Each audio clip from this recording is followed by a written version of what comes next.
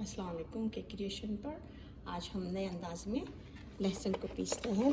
आप लहसुन ले लें और उसमें आप सूख मिर्च डाल दें और इसको ग्राइंडर में डाल के ग्राइंड कर लें। ग्राइंड करने से पहले इसके अंदर ना ऑलिव ऑयल डाल दें।